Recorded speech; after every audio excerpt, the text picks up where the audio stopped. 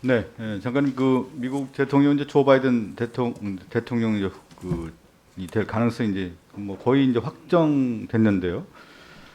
조 바이든에 대한 그 경력을 보면 오바마 정부에서의 부통령 그리고 그 이전에 이제 외교위원장을 했더군요. 그래서 사실 뭐 북미 관계라든가 또 한미 관계에서 조 바이든 그 차기 뭐 대통령에 대해서 기대감이 상당히 큰데요. 그런데 이 오바마 정부의 정책을 한번 되짚어 볼 필요가 있을 것 같습니다. 그러니까 오바마 정부 8년 동안 사실은 우리의 남북 관계라든가 북미 관계에 있어서의 그 큰 차원에서 볼 때는 답보 상태거나 퇴보 상태였다라고 좀 생각될 수 있습니다. 생각하게 됩니다. 그 오바마 정부의 핵심 정책은 사실은 중국 포위 정책이 있는데요. 그러다 보니까 정치적으로는 군사적으로는 아시아 이제 재균형 정책을 추진하게 되고요. 또 이제 경제적으로는 TPP, 그러니까 환태평양 경제 동반자 협정인데 이 내용을 보면은 한반도에 어떤 영향을 미치냐면 크게 두 가지입니다. 오바마 정부에서 첫 번째는 우리가 잘 알고 있는 사드 배치가 언제 이루어지게 되냐면 오바마 정부가 합니다. 오바마 정부가 2014년에 북한의 핵과 미사일 위협이 증가하면서 주한미군에 이제 사드를 배치할 필요가 있다고 하면서 사드를 배치를 하게 되고요. 또 하나가 매우 중요한 오바마 정부에서 있었던 정책 중에 하나가 한일 군사 정보 보호 협정, 우리가 지소미아라고 알고 있죠. 이때 추진되는데 이 사드 배치라든가 한일 군사 정보 보호 협정 같은 경우는 우리가 잘 알고 있듯이 대중국 포위 전략의 차원에서 이루어지는 것이죠. 그러니까 실제 아시아 회귀 정책이라고 하는 것이 중동에서 다시 중국을 포위하기 위해서 동중국해, 남중국해로 이동하게 되는 거고요. 이러한 군사 전략, 안보 전략이 오바마 정부에서 이루어졌고 그것이 이제 하나로 우리에게 다가온 정책이 뭐였냐면 오바마 정부에서의 전략적 인내 정책이었습니다. 한반도 정책에서는. 그러니까 전략적 인내 정책을 볼 때는 한국 입장에서는 최악의 정책이었죠. 한마디로 전략적 인내는 뭐냐면 북한이 핵무기 개발을 중단하지 않는 한 미국은 재개입을 위한 대화 협상을 재개하지 않겠다.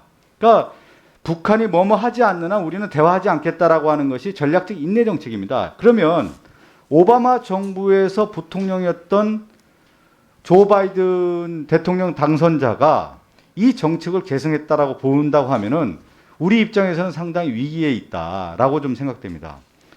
이 조 바이든의 안보 정책과 관련해서 여러 이제 분석들이 나오는데 장관님의 어떤 생각은 어떤지 한번 듣고 싶습니다. 제가 전체적인 오바마 정부와 조 바이든의 정책과 관련된 연계선상에서 좀 말씀을 드렸는데요.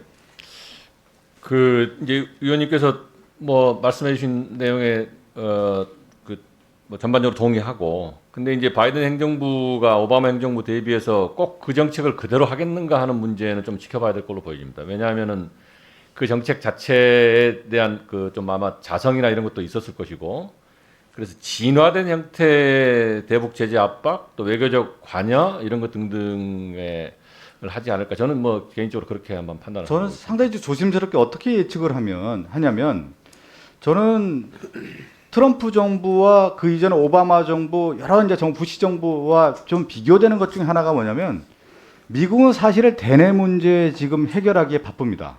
대내 문제가 뭐냐면 우리가 잘 알고 있듯이 인종 문제, 계층의 문제, 이념의 문제, 경제 문제, 코로나 문제, 이것이 조 바이든 정부가 해결해야 될 문제이기 때문에 대외 안보 정책에 신경 쓸 여유가 없어요.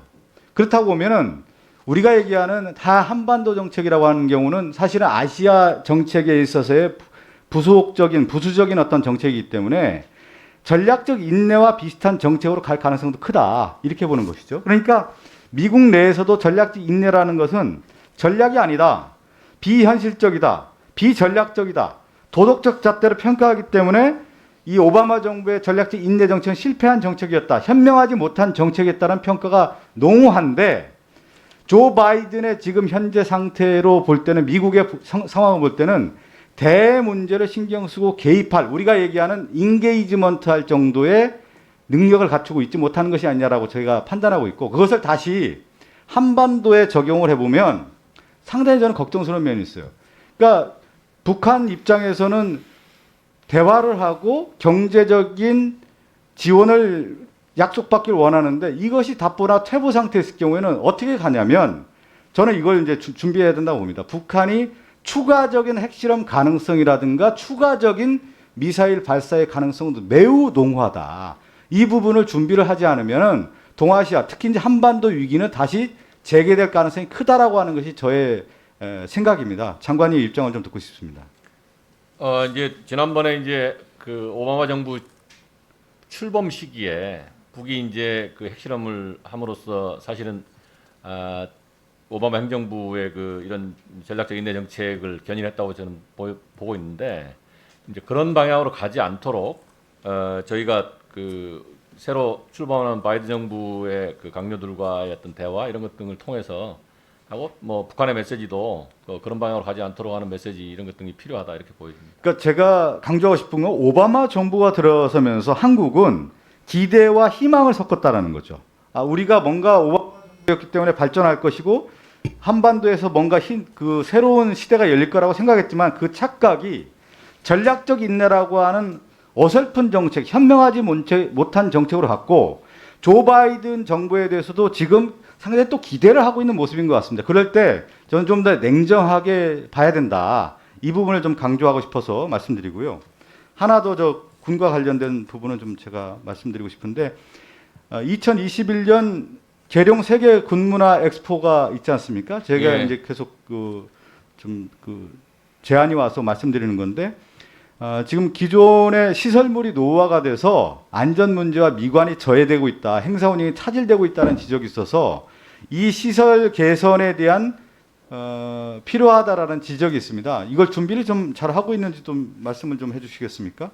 사실 계룡 세계 군문화 엑스포는 금년 가을에 계획했던 거고 예. 계룡시하고 충남도에서 노력을 많이 해서 주변에 그 도로 개설이라든가 이런 주차 문제 이런 걸 전부 준비했었고 그런데 이제 오늘 이번에 코로나 때문에 이제 1년 연기해서 내년도에 이루어지는 것인데 군에서 그 시설물 노후화라든가 이런 것을 좀 살펴봐서 그 필요하다면 보완하도록 하겠습니다. 시설 개선을 위해서 국비가 필요하다는 얘기가 계속 와서 예. 네, 박성준 의원님 수고하셨습니다. 다음은 윤주경 의원님 질의해 주시기 바랍니다.